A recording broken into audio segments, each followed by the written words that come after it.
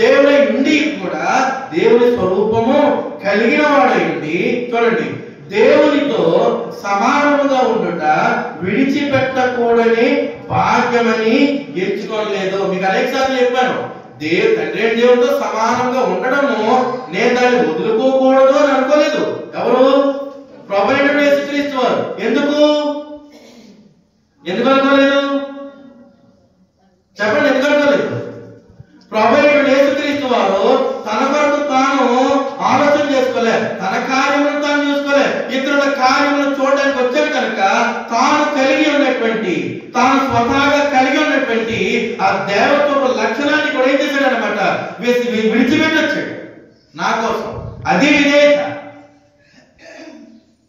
అది మాదిరి, అది తగ్గించుకునేటువంటి విధానం. ఆ మాదిరిని ప్రభువైన యేసుక్రీస్తు మనకి చూపించాడు. దేవునితో సమానముగా ఉండుట విడిచిపెట్టకూడని భాగ్యము అని ఎంచుకొనలేదు గాని, ఎలా పుట్టాడట? మనుషుని పోలికగా పుట్టి దాసుని స్వరూపమును ధరించుకుని తను తానే రిక్తునిగా, మనుషుని పోలికగా పుట్టాడు. ఆయన స్వరూపం అది కాదు. దాసుని స్వరూపం అంటే దాసుడు ఏం చేస్తాడు? ఒకరికి లోబడిన వాడు దాసుడు. మరి ప్రభువైన యేసుక్రీస్తు ఎవరికి లోబడ్డాడు? తండ్రి దేవుడికి లోబడిన వాడే. నిజానికి ఎలాంటి వాడు? దేవుడితో సమానుడు. కానీ ఏం చేశాడు ఆయన? దేవుడిని హైలైట్ చేసేదానికి, దేవుడిని మహిమపరచడానికి, దేవుడిని కనపరచడానికి తన్ను తాను తగ్గించుకుని దేవత్వాన్ని విడిచిపెట్టేసి ఏం చేశాడు? దేవుడితో సమానంగా ఉండట విడిచిపెట్టకూడని భాగ్యమును ఇచ్చుకోలేదు. అలాగే మనుషులు పోలికగా పుట్టాడు, దాసుని స్వరూపమును ధరించుకొని దేవునికి దాసునిగా ఉన్నటువంటి వాడు ప్రభువైనటువంటి యేసుక్రీస్తు దాసుని పోలికను ధరించుకొని ఏం చేశాడంట? తనకు తానుగా, తను తానంటే అర్థం ఏంటన్నమాట? తనకు తానుగానే రిక్తుడు ఆయనకి మొత్తం వదిలేసుకున్నాడు. మీకు చెప్పని మళ్ళీ జ్ఞాపకం చేస్తున్నా, కల్వరి శిలువపై వేలాడదీయబడిన తర్వాత తలలుంచుచు ప్రభువైన యేసుక్రీస్తుని ఎంత అవమానం చేశారండి. యూదుల రాజు నీవే అని చెప్పుకున్నావు కదా, కింద దిగెత్తేని ఇన్ని స్వతంత్ర సూచికలు అద్భుతాలు చేశావు కదా, నిన్ను రక్షించుకో. దేవాలయంలో పడగొట్టి 3 దినాలు కట్టేస్తారన్నావు కదా, నిన్ను రక్షించుకోమని అలాగైతే అని ఎంత అవహేళన చేశారు, ఎంత అవమానపరిచారు. కానీ ఎదురైనటువంటి అవమానాలను, అవహేళనను, బాధను, ఇబ్బందిని, వేదనను ఇవేవి కూడా తనవి అని అనుకోలే, నావి అని అనుకోలే. నా తోటి వారి కొరకు నేను వాటిని అనుభవించాలి. వారు రక్షింపబడాలి, వారు బాగుపడాలి, దేవుని విషయంలో వారు ఐక్యమైన కుటుంబంగా వారు మార్చబడాలనేటువంటి ముఖ్య ఉద్దేశంతో ప్రభువైన యేసుక్రీస్తు ఏం చేశారు? తన్ను తాను రిక్తునిగా, ఆఖరి తన మీద, తన దేహం మీద పడినటువంటి దెబ్బలను సైతము పట్టించుకోలే. కల్వరి శిలువపై వేలాడదీయబడి మేకులతో కొట్టినప్పటికీ పట్టించుకోలే. ఆ బాధ అంతా కూడా ఎలా అనుభవించాడో మొహం ఉన్నది మన కోసం. చదవడం ఇది, మాట్లాడడం ఇది, చెప్పుకోవడం ఇది, భరించిన వారికి తెలుస్తుంది ఆ బాధ. అందులో గ్రంథం ఏం చెప్పిందంటే, దేవునికి జ్ఞానం పనేంటి? ఆ జ్ఞానం నేర్చుకునేటువంటి వారు అట్టి అనుభవంలోనికి తీసుకువెళ్ళేటువంటి పని ఎవరిది? దేవునికి వాక్యం అనబడినటువంటి దేవుని జ్ఞానాన్ని. ఎలా అంటే వెళ్తాం అనుభవంలోనికి? ఎలా అంటే వెళ్తామండి? విన్నామా?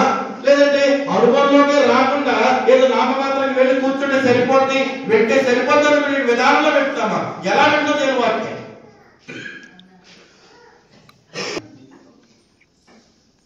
ఇంత మాదిరి మన ముందు చేసి తను తాను వ్యక్తులైపోయి ఏది నాది కాదనుకుంటాడు. 4వ వచనం సరిపోలేదా? నీలో ప్రతి వాడును తన సొంత కార్యములను మాత్రమే కాక ఇతరుల కార్యములను కూడా ఏం చేయమన్నాడు? చూడమన్నాడు. ఎవరిలాగా? మీరు అలా చూడాలంటే, నీ తోటి సహోదరుల కొరకు బాధ్యతగా ఉండాలంటే, వారిని పట్టించుకోవాలంటే, ఇదిగో క్రీస్తు యేసుని కలిగిన మనసు కలిగి ఉండు.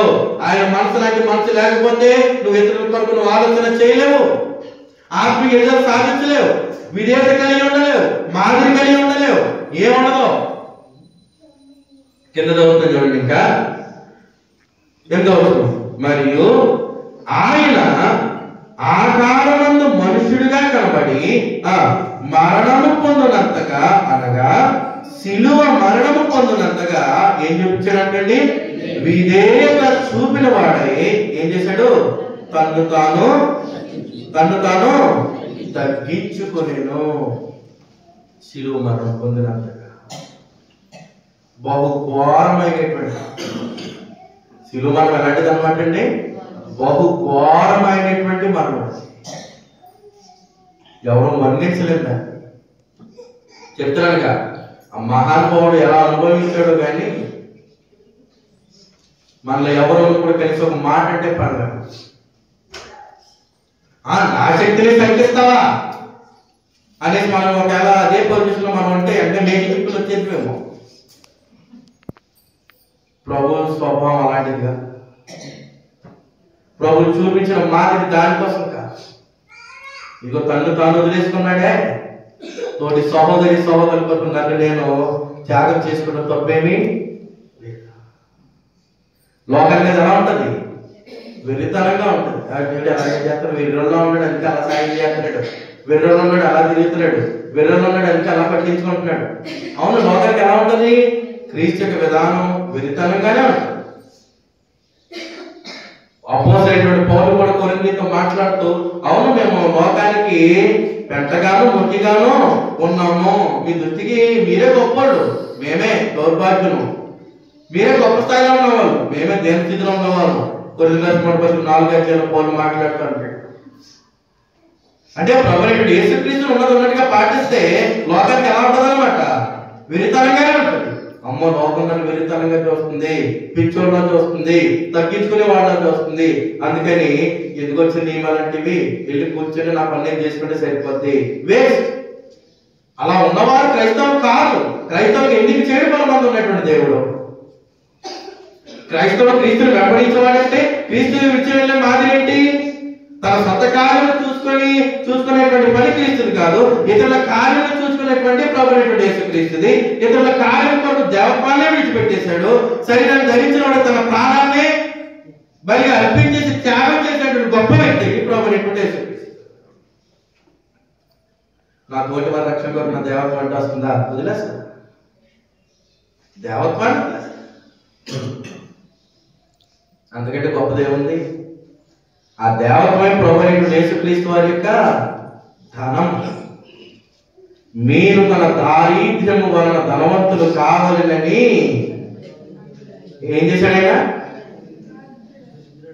ఆయన దరిద్రుడు, మనము ధనవంతులము కావాలని ఆయన దరిద్రుడు. కానీ నిజమే ధనవంతుడు ఎవరు? ఆయన ప్రభువైనటువంటి యేసుక్రీస్తు. దేవత్వము అనేటువంటి దాన్ని.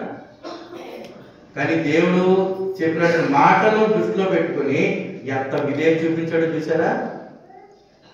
చూపించలేదా? ఆ మాటలు అర్థమవుతుంది, అర్థం కావాలి. విధేయత అంటే అర్థమైంది అనమాట, ఒక లోపడేటువంటి గుణం. చూడండి, ఆదికాండము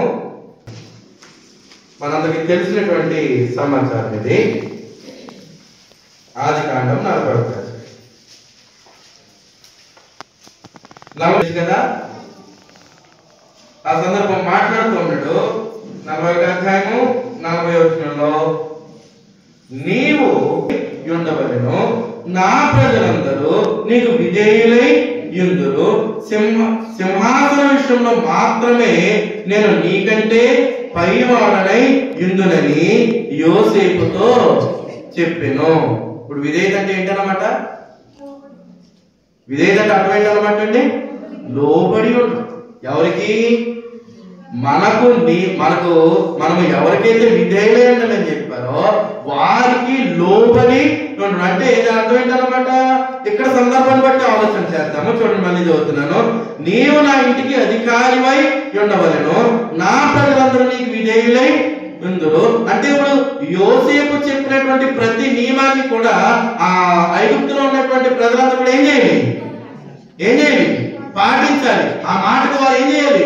లోబడాలి. ఇప్పుడు మనము కూడా విధేయులై ఉండాలని చెప్పడా లేదా? మరి ప్రభువైన యేసుక్రీస్తు ఎవరికి విధేయులై ఉన్నాడు? తండ్రి దేవునికి విధేయులై ఉన్నాడు. మనం ఎవరికి విధేయులై ఉండాలి? తండ్రి దేవునికి విధేయులై ఉండాలి. ప్రభువైన యేసుక్రీస్తు వారికి కూడా మనం ఏమై ఉండాలి? విధేయులై ఉండాలి. మరి విధేయత అర్థం ఏంటన్నమాట? ఆ అధికారానికి లోబడడం, అధికారి చెప్పినటువంటి నియమాలను పాటించడం. ఇప్పుడు మన అధికారి ఎవరు? మనకి రాజు ఎవరు? ప్రభువైనటువంటి యేసుక్రీస్తు. మరి ఆయన నియమాలు ఏమో మనకి పాటించడానికి, ఐక్యత కొరకు కానీ, ఆత్మీయ అభివృద్ధి కానీ, ఆత్మీయంగా ఫలించడానికి కానీ ప్రభువైనటువంటి యేసుక్రీస్తు యొక్క నియమాలు మనకి ఇచ్చాడే లేదా? ఇచ్చాడు. మరి ఆయన అధికారానికి లోబడుతున్నామా లోబడట్లేదా? ఆయన అధికారానికి లోబడి ఆయన సూచనలు పాటిస్తున్నామా పాటించట్లేదా? ఎలా విధానం?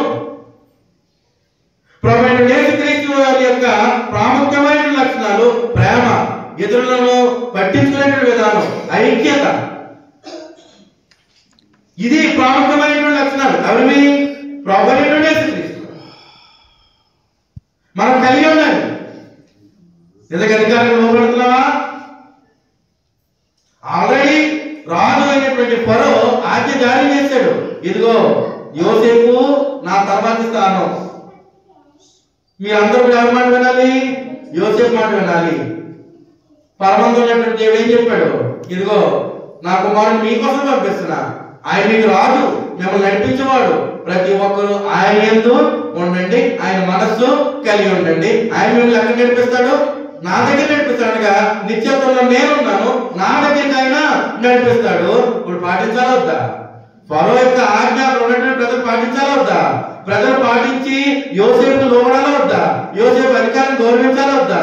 తండ్రి అయినటువంటి దేవునికి ఆజ్ఞలు పాటించి ప్రభు అయినటువంటి యేసుక్రీస్తు వారికి లోబడాలా వద్దా? ఆయన విడిచి వెళ్ళినటువంటి మాదిరి మనం కలిగి ఉండాలా వద్దా? ఎప్పుడు పాటించలేదా అండి? యోసేపు దినాల్లో పాటించారా పాటించలేదా?